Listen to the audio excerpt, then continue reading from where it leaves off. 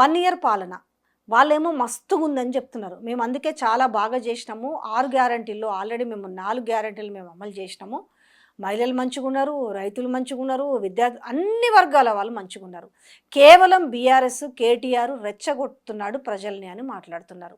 నిజంగానే అంతా బాగుంది కానీ మీరే అంతా చేస్తున్నారా? 6 గ్యారంటీలలో ఉన్నాయి ఆ 13 హామీలు. ఆ 13 హామీల్లో మీరు అన్నట్టు మహిళలకు రూ. 2,500 ప్రతి నెలకు ఇస్తాం, 100 రోజుల్లో ఇస్తామని చెప్పి మోసం చేసినారు. రైతులకు 10,000 కేసీఆర్ ఇస్తే నేను 15,000 ఇస్తా, ఎంబడే డిసెంబర్ 9 రాగానే నేను ఇస్తా అని చెప్పి ఆ డిసెంబర్ పోయింది, ఈ డిసెంబర్ పోయింది, సంవత్సరం అయింది, రైతులను మోసం చేసిండు. రైతులు భూమి లేని రైతులకు రైతు కూలీలకి 12,000 ఇస్తామని చెప్పినారు. కౌలు రైతులకు 12,000, 15,000 ఇస్తామని చెప్పినారు ఎకరానికి. రైతులను మోసం చేసిర్రా?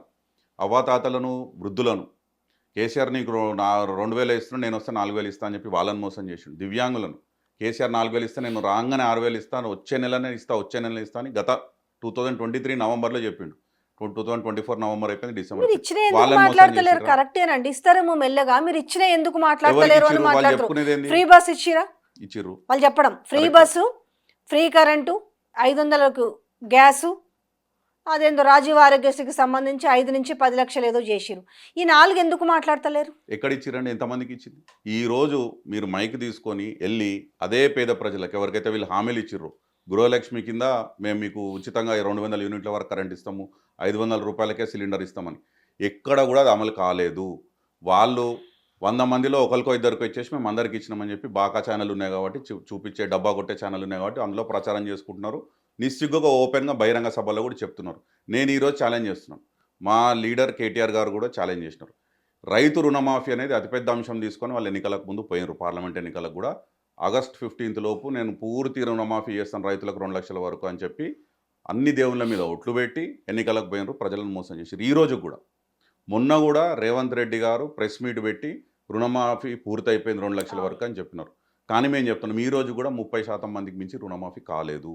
ఎందుకు చెప్తున్నామంటే వారి నోటి ద్వారా వారే చెప్పింది 49,500 కోట్లు అవుతుంది రుణమాఫీ 2 లక్షల రూపాయలు చేయాలి అని చెప్పి రేవంత్ రెడ్డి గారు స్వయాన SLBC state level banker meeting తర్వాత వారే చెప్పారు 49,000 కోట్లు ఖర్చు అయిపోయింది. ఈ రోజు 20,000 కోట్లలో ఖతమైపోయింది అంటే మిగతా 30,000 కోట్లు ఎక్కడ పోయింది? సంవత్సరం నేను కడుపు కట్టుకుంటే 40,000 కోట్లు మిగులుతాయి, నేను రుణమాఫీ చేస్తా అనే మాట మాట్లాడినారు. మరి కడుపు కట్టుకోలేదా? మన మిగతా డబ్బు ఎక్కడ పోయినట్టు? ఏ కాంట్రాక్టర్లకు ఇచ్చినట్టు చెప్పాలి. ఎందుకంటే వారంతర వారే 49,000 కోట్లు అన్నప్పుడు ఈరోజు 20,000 కోట్లకి ఎట్లా అయిపోయిందని చెప్తున్నారు. ఇది మోసం చేయడం కాదా? కేటీఆర్ గారు మీరు అన్నారు ఇంతకుముందు అడ్డుపడుతున్నారు, ప్రతి విషయంలో వాళ్ళని ఇరకాటంలో ఏం చేయట్లేదు, ప్రజల పక్షాన పోరాడుతున్నారు. ఎందుకంటే అక్కడ దాదాపు 60-70% మంది రైతులకు రైతు రుణమాఫీ కాలేదు కాబట్టి వాళ్ళ తరఫున ఒక ఛాలెంజ్ చేసినారు. రేవంత్ రెడ్డి సొంత ఊరు కొండారెడ్డిపల్లికి పోదామా, ఆయన సొంత నియోజకవర్గంలో కొడంగల్లో ఏ ఊరికన్నా పోదాం, అక్కడ ఒకవేళ ఒక గ్రామంలో రైతులు వచ్చి మాది పూర్తి రుణమాఫీ జరిగింది అని చెప్తే నేను దేనికంటే దానికి సిద్ధం, రాజకీయ సన్యాసం తీసుకుంటాను కూడా చెప్పారు. మరొకవేళ ప్రభుత్వానికి అంత గట్టిగా నమ్మి 100% రుణమాఫీ జరిగిందంటే ఈ ఛాలెంజ్ యాక్సెప్ట్ చేసి ఎందుకు పోరు? రేవంత్ రెడ్డి గారు తీసుకొని పోవాలి కేటీఆర్ గారిని, వాళ్ళ ఊరికి తీసుకోపోనండి, వాళ్ళ నియోజకవర్గాన్ని తీసుకోపోనండి, ప్రూవ్ చేసుకోమనండి. ఎందుకు మాట్లాడతలేరు దాని గురించి? ఎందుకు స్వీకరిస్తలేడు ఆ ఛాలెంజ్? అక్కడే అర్థమవుతుంది కదా రుణమాఫీ జరగలేదని. అక్కడ వాస్తవం ఏమంటే మేము కూడా పోయినాం, అది వేరే విషయం అనుకోండి. మేము కూడా పోయినాం కదా కొండారెడ్డిపల్లికి పోతే ఎట్లా మా ఊరికి వస్తారని మీరు ఇదే విషయం మీద పోయినరు, కనుక్కుందామని పోయినరు రుణమాఫీ. అక్కడ ఏం జరిగింది? రేవంత్ రెడ్డి వాళ్ళ అన్న మనుషులు, వాళ్ళ తమ్ముని మనుషులు అవ్వలేదన్న విషయం మాట్లాడనిచ్చే పరిస్థితి కూడా లేకుండా మీ మీద దాడి చేసి క్రాస్ క్వశ్చన్స్ ఏమీ లేవు. కానీ నిజంగానే అవ్వలేదు రైతు, మీరన్న సెక్టార్లో ఏవి అవ్వలేదు. కానీ కానీ కానీ మేము అన్నీ చేసినామనేసి అంటే కాన్ఫిడెంట్ లెవెల్లో జనరల్గా అసెంబ్లీని కూడా ఒక దేవాలయం లాగా చూస్తారు. అట్లాంటిది అసెంబ్లీ సాక్షిగానే మరి అబద్ధాలు జరుగుతుంటే ఇంకా ప్రజలు నమ్ముతారన్న భ్రమలో ఉన్నారనుకోవాలనా? లేదు, నేను గనక గతంలో పిసిసి ప్రెసిడెంట్గా ప్రతిపక్షంలో ఉన్నప్పుడు నేను చేసిన సవాలు, నేను తొడలుగొట్టినాను, నేను రెంకెలేసినాను, అవే ఇప్పుడు కూడా ఇంకా జనాలు వింటారనే భావనలో ఉన్నారనుకుంటున్నారా? 100% రేవంత్ రెడ్డి గారు అదే మైండ్ సెట్లో ఉన్నారు. ఎందుకంటే గతంలో మీరు సోషల్ మీడియాలో కూడా వీడియో చూసింటారు. వారు అమెరికా వెళ్ళినప్పుడు వారు ఏం చెప్పినారంటే ప్రజలు మోసపోవాలని కోరుకుంటారు, మేము రాజకీయ నాయకులుగా వాళ్ళని మోసం చేస్తాం, రోగి కోరుకున్నదే కదా డాక్టర్ ఇచ్చేది అని చెప్పి వారు మాట్లాడినారు.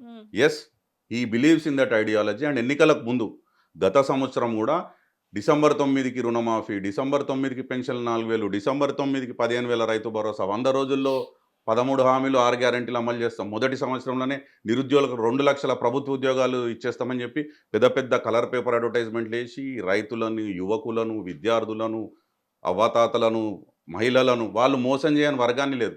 ఒకటది ఎన్నికలకు ముందు. ఎన్నికల తర్వాత కూడా మీరు చూడండి గత 12 నెలల్లో రోడ్డు మీదకొచ్చి ధర్నా చేయని ఏ వర్గమైన ప్రజలున్నారా? రైతులొచ్చిర్రు రోడ్ల మీదకి. రైతు బంధు రాలేదు మాకని, మొన్న పంట పెట్టుబడి రాలేదని చెప్పి రైతులొచ్చిర్రు. ఎండాకాలంలో నీళ్ళు వస్తలేవని చెప్పి వాళ్ళు ధర్నా చేసిర్రు. విత్తనాలకి, ఎరువులకి రోడ్ల మీదకొచ్చి ఆనాటి చెప్పులు పెట్టి విత్తనాల కోసం, ఎరువుల కోసం, లైన్ల కోసం అప్పుడైతే కాంగ్రెస్ గవర్నమెంట్‌లో చూసినామో, కేసీఆర్ గవర్నమెంట్‌లో అది మొత్తం పోయింది. మళ్ళీ ఇప్పుడు కాంగ్రెస్ గవర్నమెంట్ రాగానే అది మొదలైంది. రైతులొచ్చిర్రు. మహిళలు బిందెలు పట్టుకొని మాకు మంచినీళ్ళు వస్తలేవని చెప్పి మొన్న ఎండాకాలంలో వాళ్ళు రోడ్ల మీదకొచ్చినారు. గురుకుల విద్యార్థులు మాకు కనీసం అన్నం పెడతలేరు, పురుగులన్నం పెడుతుర్రు. విద్యార్థులు చచ్చిపోయారండి. 53 మంది బాలులు, బాలికలు చచ్చిపోయారు. ప్రభుత్వ హత్యలు కాదా ఇది? ఈ హత్యల యొక్క రక్తము ఈ ప్రభుత్వం చేతుల్లోకి అంటుకోలేదంటారా? 53 విద్యార్థులు, ఆ, 93 మంది ఆటో డ్రైవర్లు చనిపోయారు ఒకటి సూసైడ్ ఈ చేసుకొని. విద్యార్థుల 300 విషయానికి మంది, ఇంకొకటి 300 మంది పైచిలుకు రైతులు కూడా చనిపోయినరు. రేవంత్ రెడ్డి గారు ఆ రోజు అన్నప్పుడు ఎక్కడ చనిపోయినరయ్యా ఎక్కడ అని మీడియాలో మాట్లాడినప్పుడు వితిన్ 24 అవర్స్ మా పార్టీ తరఫున మేము లిస్ట్ ఇచ్చినాం. ఏ రైతు ఏ ఊర్లో ఎక్కడ చనిపోయాడో ఆయన ఫోన్ నెంబర్ ఏందని చెప్పి మొత్తం లిస్ట్ ఇచ్చినాం. 223 మందిది. దాని తర్వాత ఒక్క మాట మాట్లాడలేదు. వాళ్ళని ఆదుకున్న పరిస్థితి లేదు. విద్యార్థులు అంటే మొన్న ఈ గురుకుల పాఠశాలలో చదివిన కావచ్చు, మధ్యాహ్న భోజనం కింద ఇదైపోయి వాంకేడు గురుకుల పాఠశాలలో చదువుకున్న శైలజ అనే అమ్మాయికి ఫుడ్ పాయిజన్ అయ్యేసి 23 రోజులు ఉస్మానియా హాస్పిటల్లో ఉండింది. ఆ అమ్మాయి కొట్టుమిట్టాడుతున్నది నిమ్స్లో. ఉమ్. ఆ అమ్మాయి చనిపోయింది. ఆ అమ్మాయి 23 రోజులు ఉస్మానియాలో కొట్టుమిట్టాడుతున్నప్పుడు ఈ ప్రభుత్వానికి సంబంధించిన ఒక మహిళా కమిషన్ చైర్మన్ పోలేదు, మంత్రులు పోలేదు, ఎమ్మెల్సీలు పోలేదు, ఎమ్మెల్యేలు పోలేరు. మరి ఇవాళ మొన్న అల్లు అర్జున్ మూవీ తొక్కిసలాట్లో గాయపడిన శ్రీతేజు హాస్పిటల్లో ఉన్నాడు. చూడాలి మరి ఇందులో రాజకీయమేనా, రాజకీయానికి పనికొచ్చే అంశాలేనా? మరి ఎందుకు పోలేదు ఆ రోజు నిమ్స్కి? ఈరోజు అందరు ఎందుకు ఇక్కడ ఈరోజు కిమ్స్కు? అదే నేను చెప్తున్నాను. అంటే ప్రభుత్వానికి ఒక ప్రయారిటీ ఈ సెలెక్టివ్ జస్టిస్. అంటే నాకు దారుణం కదా. రాజకీయంగా లబ్ధి ఎక్కడ చెందుతుంది, పబ్లిక్లో పిఆర్ స్టంట్ ఎక్కడ చేయొచ్చు అనే దగ్గర ఫస్ట్ ఆఫ్ ఆల్ ఏదైతే సంధ్యా థియేటర్లో ఇన్సిడెంట్ జరిగిందో అన్ఫార్చునేట్, జరగకూడని సంఘటన జరిగింది. ఒక మహిళ ప్రాణం కోల్పోయింది. పాపం వాళ్ళ అబ్బాయి చావు బతుకుల హాస్పిటల్లో మధ్యలో ఉన్నాడు. ట్రీట్మెంట్ జరుగుతుంది. Let's hope that will come out healthy. అయితే ప్రభుత్వం యొక్క అంటే అది జరిగి 10-15 రోజులు అయినాక అప్పుడు మేల్కొని ప్రభుత్వం అప్పుడు కేసులో ఎఫ్ఐఆర్లో ఆ యాక్టర్ పేరు పెట్టి అరెస్ట్ చేపించి తర్జన భర్జన చేసి న్యూస్లో అంటే మాకు తెలిసిందేంది అంతకుముందు 2 రోజుల ముందో 3 రోజుల ముందో సక్సెస్ మీట్లో అదే అల్లు అర్జున్ గారు తెలంగాణ ముఖ్యమంత్రి అని దిక్కులు చూసి పేరు మర్చిపోతే ఆ కింద అతను ఎవరో వాటర్ బాటిల్ ఇచ్చి చెప్తే అప్పుడు మళ్ళీ మాట్లాడినారు. ఇది ఈగో హర్ట్ అయింది ముఖ్యమంత్రికి కాబట్టే ఈ చర్య తీసుకున్నాడు. అప్పటికప్పుడు అరెస్ట్ చేశారు. ఎందుకు చేయలేదు మరి 10 రోజులు? ఆ సంఘటన జరిగి 10-12 రోజులు అయినాక ఈ సక్సెస్ మీట్లో ఈయన పేరు మర్చిపోయినాక తర్వాత ఎందుకు జరిగింది అరెస్టు? ఒకవేళ మీరు కరెక్ట్గా లా ఫాలో అవుతున్నారు, చట్టం తన పని తాను చేసుకోబోతుంది అనుకుంటే మీరు జరిగిన ఇన్సిడెంట్ జరిగిన నెక్స్ట్ డేనే ఎఫ్ఐఆర్లో ఈ యాక్టర్ పేరు పెట్టేసి 3rd డేనో 4th డేనో మీరు అదుపులోకి తీసుకోవాలి కదా క్వశ్చనింగ్కి. ఇదంతా అయిపోయి ఆయన పేరు మర్చిపోయిన అన్నాక ఈ తర్వాత ఎందుకు జరిగింది? ఒకటి.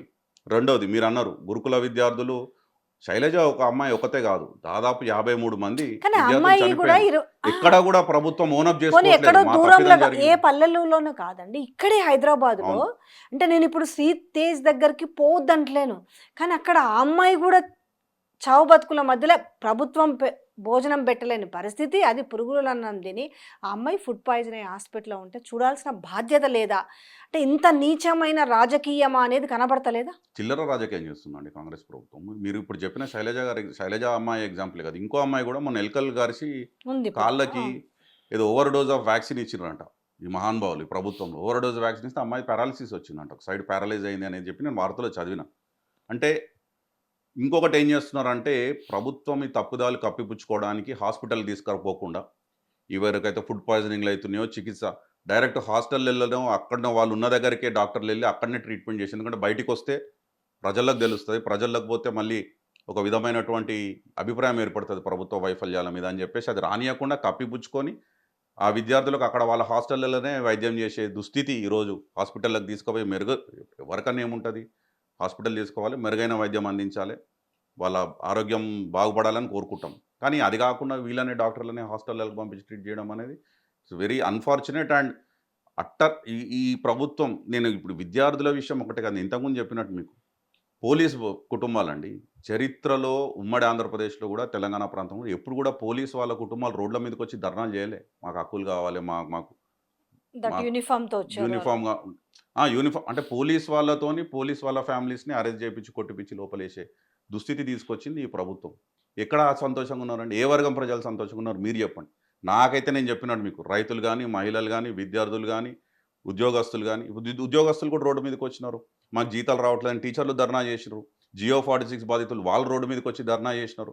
అసలు ఈ 12 నెలల్లో రోడ్డు మీదకొచ్చి ధర్నా జేయని ఏ వర్గమైన, ఒక్క వర్గమైన ప్రజలున్నారా?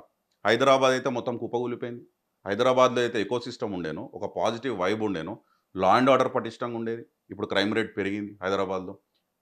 ఈనాడులో నాకు గుర్తులేదు ఎగ్జాక్ట్‌గా. ఏదో ఒక పేపర్‌లో ఒక్క నెలలో 28 మర్డర్‌లు హైదరాబాద్‌లో జరిగినాయని చెప్పేసి కొన్ని నెలల కింద మనం ఆర్టికల్ చూసినాం. అంటే లా అండ్ ఆర్డర్ దెబ్బతిన్నది. ఇక్కడ రియల్ ఎస్టేట్ దెబ్బతిన్నది. లక్షల మంది ఏదైతే వాటి మీద బిజినెస్‌ల మీద ఆధారపడి ఉన్నారో వాళ్ళు రోడ్ల మీదకొచ్చిర్రు. అంటే ఒక తుగ్లక్ చర్యలలాగా ఒక ఒక అనాలోచిత విధానాలతోని ప్రభుత్వంలోకి రాగానే కేసీఆర్ గారు ఏవైతే ప్రయత్నాలు చేసిర్రు, పెద్ద పెద్ద ప్రాజెక్టులు, ఫార్మా సిటీ లాంటి ప్రాజెక్ట్. ఈయనకి ఎకనామీస్ ఆఫ్ స్కేల్ అంటే తెలియదు. ఒకటే దగ్గర ఫార్మా ఇండస్ట్రీ ఉంటే, ఫార్మా యూనివర్సిటీతో పాటు, కంపెనీస్‌తో పాటు ఒక ఎకోసిస్టమ్ అంటే ఇప్పుడు చైనా లాంటి మ్యానుఫ్యాక్చరింగ్ కంపెనీస్‌తోని కొట్లాడాలంటే ఎకనామీస్ ఆఫ్ స్కేల్ ఉండాలని అవును. చెప్పి గత కేసీఆర్ ప్రభుత్వం 19,000 ఎకరాలు ఫార్మా సిటీ కోసం రాగానే ఈయన తీసి పెడితే, ఈయన రాగానే అది రద్దు చేసినాడు. ఎయిర్‌పోర్ట్ మెట్రో రాయదుర్గం నుండి వయా ఈ మన ఫైనాన్షియల్ డిస్ట్రిక్ట్ ఎయిర్‌పోర్ట్ కనెక్ట్ అయ్యే మెట్రో. దాన్ని రద్దు అన్నారు. అంటే రాగానే రద్దు. ఫార్ములా ఈ రాగానే రద్దు చేసుకున్నారు. ఇంకెట్లాగో ఇప్పుడు అన్నీ రద్దు చేసుకుంటే ఆ! ఎక్కడ పెరుగుతదండి? అంటే ఇంకొకటి ముఖ్యమైన విషయం తెలంగాణ ప్రజలకు తెలవాల్సింది. ఒక రాష్ట్ర ముఖ్యమంత్రి ఉన్నతమైన స్థాయిలో కూర్చొని, ఆ కుర్చీలో కూర్చొని ఎవ్వడన్నా తెలంగాణ మీద ప్రేమున్నోడు, తెలంగాణ ప్రజలు బాగా కోరుకునేటోడు అసెంబ్లీలో నిలబడి నా రాష్ట్రం దివాలా తీసింది. నా రాష్ట్రం ఎయిడ్స్ క్యాన్సర్ పేషెంట్ లాగా తయారైంది. ఎయిడ్స్ క్యాన్సర్ పేషెంట్ లాగా మీదికెళ్ళి మంచి బట్టలేసి చూపిస్తుంది. ఎవడన్నా చెప్తాడా అండి? మెడకాయ మీద తలకాయ ఉన్నాడు ఆ మాటలు మాట్లాడతాడా? తెలంగాణ వ్యక్తి అయ్యుండి, తెలంగాణ ముఖ్యమంత్రి హోదాలో ఉండి, ముఖ్యమంత్రిని పక్కన పెట్టండి. తెలంగాణ నా రాష్ట్రం అని నా అభిమానం ఉన్నోడు ఎవడు కూడా ఆ మాటలు మాట్లాడడు. అట్లాంటి వ్యాఖ్యలు చేసినాక ఆ మనిషిని ఈరోజు పెట్టుబడులు ఎట్లొస్తాయి? ఈరోజు ఉపాధి కల్పన ఎక్కడికెళ్ళొస్తది? ఈరోజు ఎక్కడికెళ్ళి సృష్టిస్తారండి సంపద? Very unfortunate that Revanth Reddy is today the chief minister of yeah! Telangana.